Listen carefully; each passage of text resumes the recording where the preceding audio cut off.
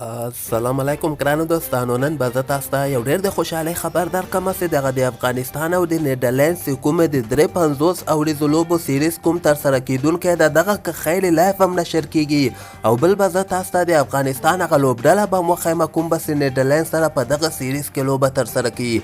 نو اول خو راځم زه تاسو ته وایم چې د افغانستان او د نیدرلینډز چې کوم 350 اوریزو لوبو سیریز به په همدغه میاشته کې که خیر ترسره کوي چې اولنۍ لوبه به 21 جنوري باندې، دویمه لوبه به 23 جنوري باندې، یو همدغسې دریمه لوبه 25 جنوري باندې په قطر دوحه کې به که خیر دغه درې واړه 50 اوریزې لوبې ترسره کیږي. خو ښه خبر پکې دغه ده چې د افغانستان کرکټ بورډ له طرف نه نن دغه اعلان وسه چې دغه درې واړه لوبې تاسو لایف کتلی سئ، یعنې لایف په نشر کیږي.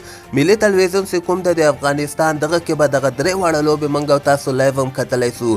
او بل طرف ته خو اوسه پورې د افغانستان کرکټ بورډ له طرف نه دغه لوبډله نه ده اعلانه سوې، خو زه به تاسو ته هغه 15-14 لوبغاړي چې کوم دي هغه به زه تاسو ته وښیم چې تقریبا همدغه لوبغاړي به نیدرلینډ سره چې کوم سیریز ترسره کیدونکی ده په دغه کې به د افغانستان لپاره لوبه ترسره کوي. او ښه خبر دغه ده چې واقعا که دغه لوبغاړي زبردسته لوبډله به افغانستان کرکټ بورډ له طرف نه یعنې اعلان سي. په دغه لوبغاړو کې رحمان الله ګوربز ده، ابراهیم ځدران ده، عثمان غني ده، رشید خان ده، حشمت الله شهیدي ده، نبی ده، مجیب ده، نجیب ده، ګلبدین نایب ده، کریم جنت ده، عظمت الله عمرزی ده، فضل حق فاروقي ده، نوین الحق ده، اکرام علی خیر ده، رحمت شاه ده او همدغسې شرف الدین اشرف ده.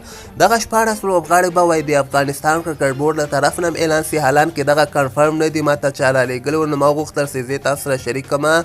او میرویس اشرف که موږ وګورو دا هم زیاتره د ځوانانو طرفدار ده. تاسو پخوا وخت کې وګورئ دی چې کله افغانستان کرکټ بورډ کې نه و نو ده به همیشه د ځوانانو طرفداري کوله، د هغوی به یې غوښتل یعنې افغانستان ټیم ته چې څومره ځوانان راسي زموږ ټیم هماغونه مضبوطه کیږي. او د افغانستان کرکټ بورډ له طرف نه هم که خیر راتلونکې هفته کې د افغانستان لوبډله اعلان سي کوم بس نیدرلینډ سره لوبیږي.